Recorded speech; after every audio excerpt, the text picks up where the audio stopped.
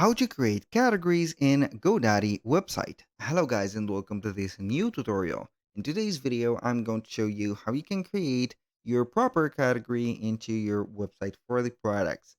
So it is going to be very simple and easy. We are going to head over GoDaddy.com, sign in for an account and visit our product for the account.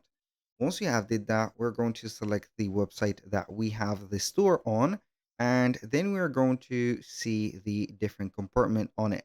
So maybe I'm going to select this specific website, and we're going to find all the elements for the website. You can enter the website editor by clicking on edit website, or you can go ahead and head over the store. So as you can see on the store, we have this drop down menu: overview, products, categories, and etc. So we're going to head over the categories, and then we can create our specific category for the products that we're going to have. So now, as you can see, we have the category, and I think it is going to be nothing in here because I haven't created a category yet. Click on create a category. We're going to give it a name, description, a category link, and also a cover image if possible.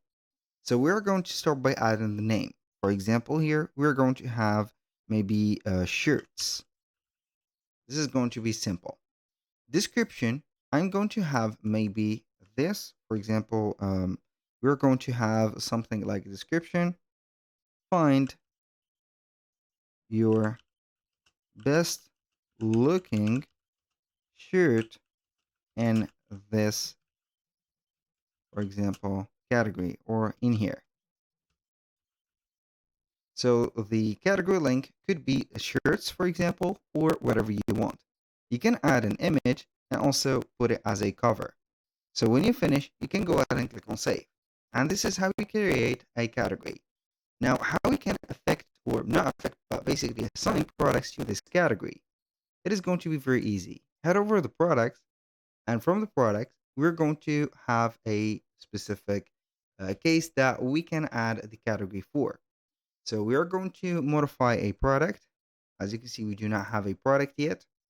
Doesn't matter. We are going to pretend that we are going to add a product.